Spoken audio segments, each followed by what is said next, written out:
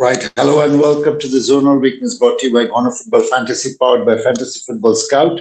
And yes, we are back for Game 37.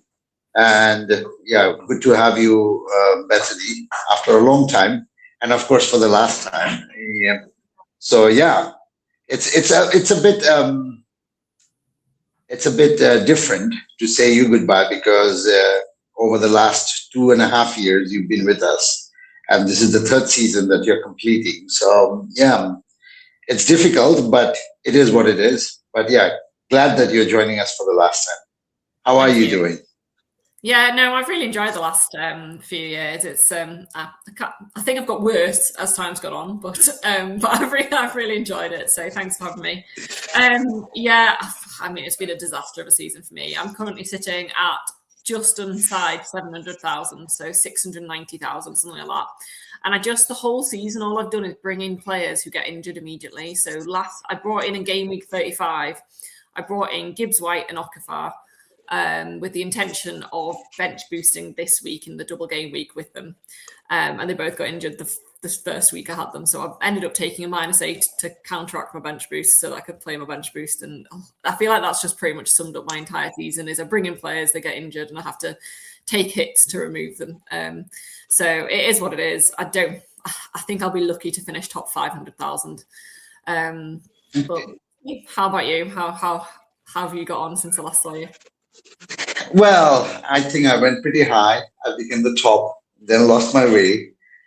And I think the two wildcards didn't really favor me, to be honest. And the worst is that I missed. I was expected, but I had some sort of hope towards the end. I was expected to play my bench boost in gaming 34. I missed the deadline. Oh, Um, no.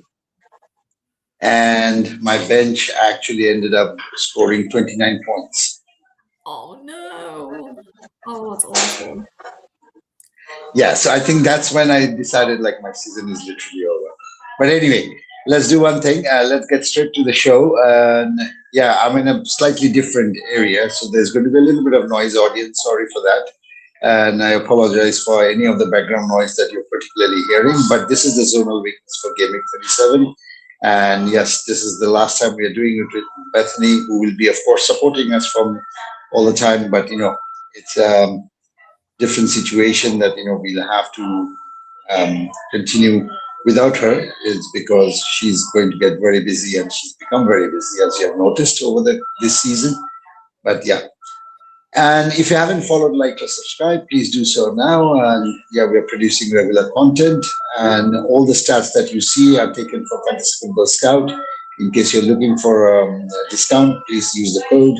And of course, all the data that you see on our show are taken from the Fantasy Football Scout members area. So if you're interested, do get in touch and you'll enjoy this part. Right, let's move on to the next section and have a look at the slides. So here it is, Bethany, and I'll leave it to you for you to take us through as to what is really stands out. Over to you, Bethany. Yeah, so first up we have Arsenal, who have Burnley. Yeah, I think the biggest decision this week for Arsenal is, are you going double defence or are you going double attack? For me, I've already got the double defence, so it's only the single attacker I'm going to have. But if you're going for the double attack, I think it's Saka and Gyökeres. I think it's very tricky to decide between them. And according to the zonal, they're both ranked first for chances, both chances conceded down the centre for Gyökeres and chances conceded down the left flank for Saka. Those would be my two attackers. I don't think either of them potentially will play 90. They've got enough other players, but obviously they are chasing and hoping to hold on to that top spot. So it will depend how the game goes. But I really like Gyökeres and Saka. Next up, we have Everton, and this has actually been really helpful for me because I was looking at potentially bringing in an Everton attacker this week, and it was in between 𝐁𝐥 and KDH. And you can look here and see that 𝐁𝐥 is the standout by a mile. So again, ranked third for chances conceded down the right flank, and crosses conceded, ranked fifth. So, and again, if you're looking to invest in Everton this week, you want to punt on a midfielder, a bit different. I think I'd be going 𝐁𝐥 from Everton. Next up, we have Fulham. For me, I'd be avoiding Fulham at the moment. Wilson seems to have hit and miss. He's had his run of purple patch, and he was great for a lot of us, but he's just not being consistent. I think there's better players out there now. So despite some of the green fixtures there, some of the chances conceding looking quite good. Obviously, Wolves we know are out, and they're a good team to target, but I just don't trust Fulham right now. Similarly with Man United, they've already secured their position. They're not really going anywhere. They've not got anything to play for. It's Mbeumo that stands out here for chances conceded down the left flank and crosses conceded down the left flank with ranks of 5 and first. But again, he's not been consistent so far more recently. So he'd be an avoid for me. It is nice to know, though, that Bruno, our favourite, is ranked just outside that highlighted area, so ranked 6th for chances conceded down the centre. So again, not a bad captain this week. We all own him, but not a bad captain shout, I think, Bruno. Next up, we have West Ham, and obviously they're still fighting between them and Spurs. It still could go either way, just... So Bowman isn't a bad shout at all there if you want to take a punt on him. Yeah, I think it is tricky, but they have to win if they want to stay up. So going for someone like Bowen is probably your best shout this week, and obviously ranked 4th for chances conceded down the left flank and 2nd for crosses conceded down the left flank. Next up, we've got Newcastle. Newcastle are in a bit of a weird position right now. Obviously, they've not really got anything to play for. They're kind of in that middle zone on the beach right now. So I think they're an avoid for me, despite obviously a really good fixture for West Ham. It is interesting. So the only person I've been considering from Newcastle is Bruno. Now he's back. And he's not highlighted here, but he is just outside, ranked 7th. So if you do want, again, a bit of a differential, he's not particularly highly owned, I'd be going for Bruno potentially. Next up, we have Man City, and obviously they're still just about in the title race. They've got to hope that Arsenal slips up to be able to get there, but they are just clinging on. However, as we've seen this week already, very disappointing. It's really hard to call Pep Roulette again. There's nobody standing out against Bournemouth, and that doesn't surprise me because Bournemouth's been really good pretty much the entire season, really. Haaland and Cherki are looking your best options there, and O'Reilly. O'Reilly didn't play, though, midweek. So just be aware. We don't know. We have to wait for press conferences to see whether that was just a rest. Obviously, lots of the other players got benched anyway, or whether there's an injury there. But it might be time to move on and go for a punt, or maybe even bench a City player, one of those City minutes, because I don't know how many minutes they're going to get, which is really tricky to call. Finally, we've got Palace, and again, I'd probably only go here if you really do want to go for that differential. They've been terrible at conceding goals. They've obviously got their sights not particularly on the league right now, on the Premier League. They've got sights on Europe and things. So I think they're an avoid because you don't know who's going to start out of Mateta and Strand Larsen. They're sharing minutes. It's probably Sarr if you want to go anywhere because he's not going to lose you points for losing a clean sheet. And he has got those attacking returns fairly consistently. If you want to punt on Crystal Palace, Sarr is probably the only one I'd go for. Right. Thanks, Bethany. Let's move on to the next slide. Let's see. Not much green there, but over to you with this one. So I've had triple Brighton for the last few weeks, but it hasn't been amazing. There's other players that have gone better than the ones I've owned.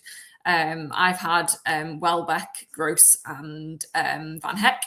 And it's been Hinchelwood and De Kuyper that have done all of the point scoring recently. So if you don't have a third Brighton spot and you have got an opening, I do really like De Kuyper. He obviously got the two assists, De Kuyper last week. He's got a potential of a clean sheet. And Brighton are still fighting. They've got potential to get themselves some European football next season. So they've got something still to play for. I really like him. And obviously, yeah, chances conceded, crosses conceded, ranked 1st there. So that would be my Brighton punt, I think. if you don't already own 3 Brighton. Next up, we've got Leeds, who are obviously facing Brighton, and nobody's standing out here, sadly. Leeds are getting similar to Newcastle. They're in that middle zone on the beach. They've secured. They're not going down. They're not getting relegated, but they've not got anything to play for. So probably not one to go for this week. Obviously, some of us already own players like Calvert-Lewin, etc. So it might be worth moving them on to players who've got something to play for, or otherwise benching them this week. Similarly, Chelsea seem to have fallen off a cliff recently. They're letting loads of goals in. It's really hard to call. João Pedro, I don't mind. Obviously, the headed chances ranks quite good for him. He seems to be their best player still at the moment, and their only player that you can have any sort of hope with. So I think if you've got João Pedro, I don't mind keeping him, but otherwise the rest of the team look like an avoid.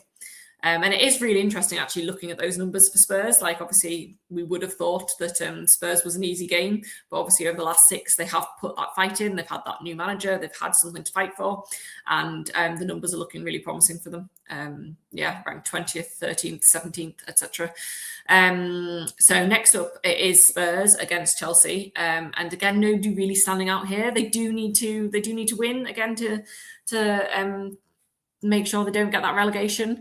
But I'm not sure there's anyone I'd go for this week from the zonal weakness. Maybe somebody to punt on in the final week, depending on how this week goes and what the zonal looks like next week. Next up is Brentford, and I do really like this fixture for Brentford against Palace. Like we said, Palace have been conceding quite a lot. Their minds aren't necessarily fully focused on the league right now.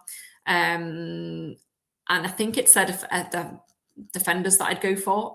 Coyote is mentioned here, so he's got rank of 3, a third for crosses conceded down the left flank. I also quite like Lewis Potter, who is down as a defender, but has been playing quite far forward as well. So one of those I'd go for. Again, quite a nice punt, lowly on differential this week. Next up, we've got Nottingham Forest, and I really like Nottingham Forest, hence why I went for Gibbs White a few weeks ago. But sadly, that didn't pay off, and he's obviously got injured and probably out.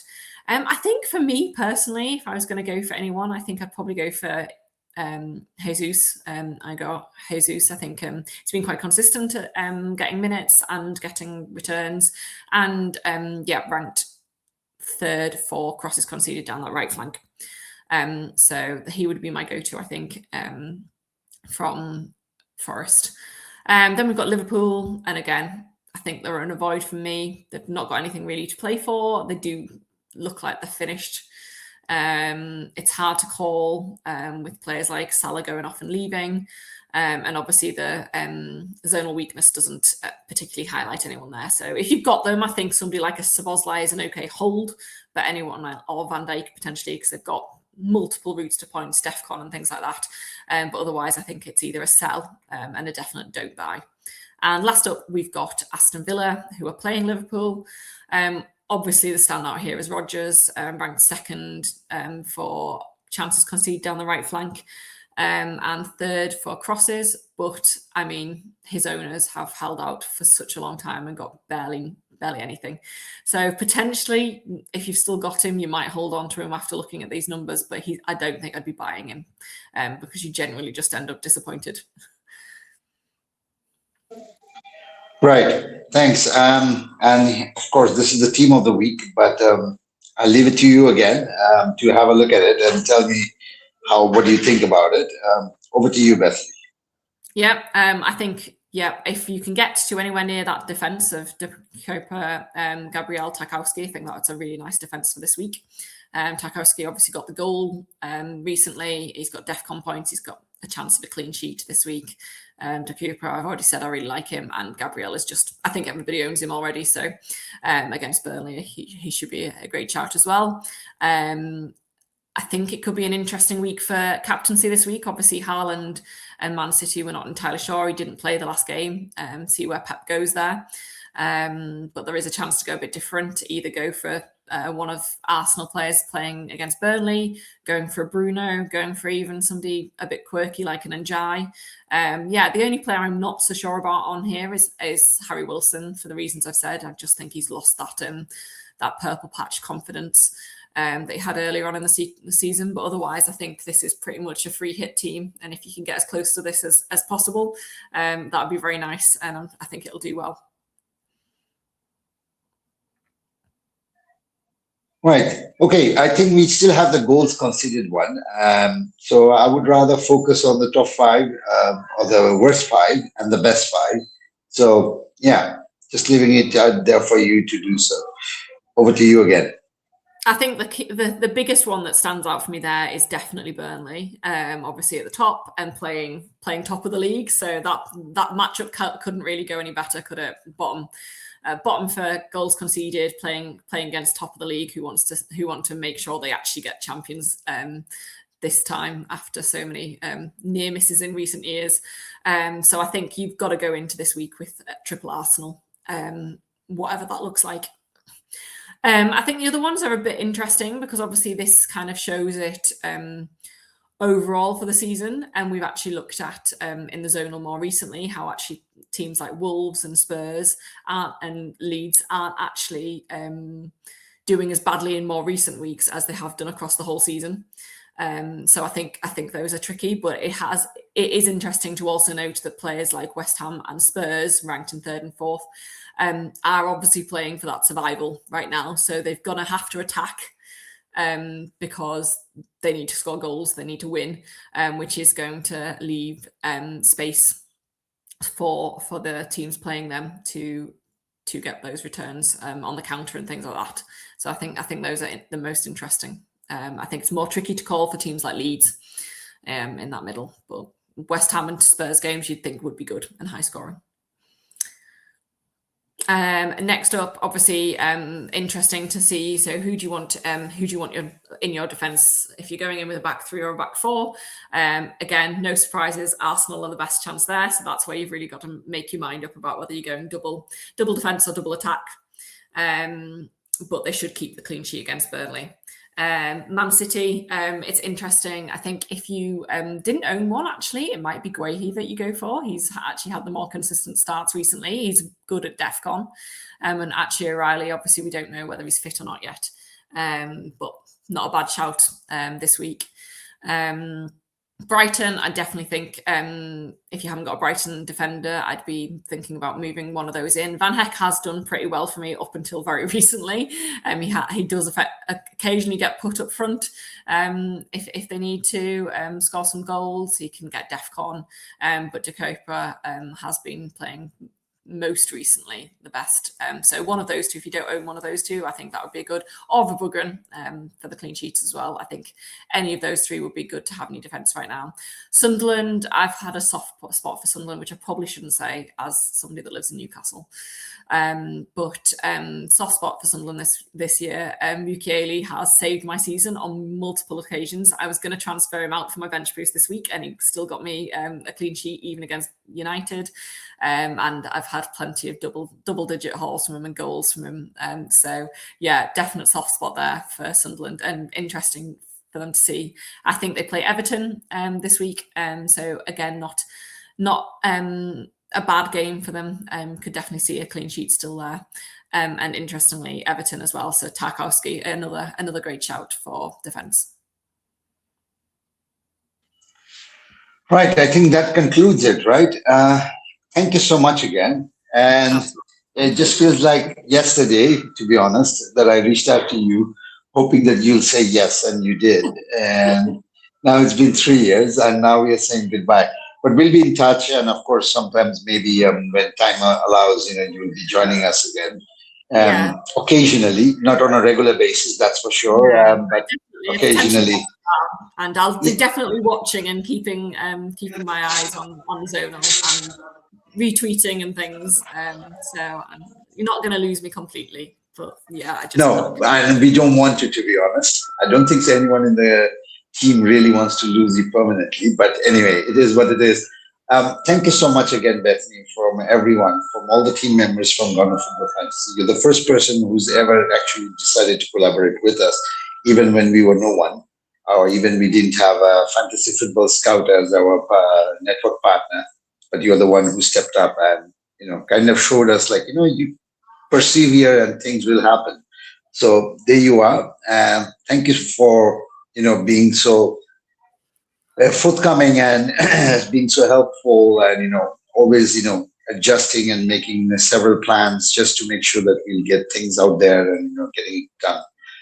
Thank you so much for all the support, and I wish you all the best. And audience, thank you so much. And I'm sure you guys have benefited from her analysis all the time. Although whichever team she picks, I mean, or players gets injured or something happens, or she ends up taking -4s or -8s or -12s on a regular basis, which is all fine. But her analysis was still spot on. So thank you so much, and hope to see you again soon. Thank Take care. you. Bye. Bye.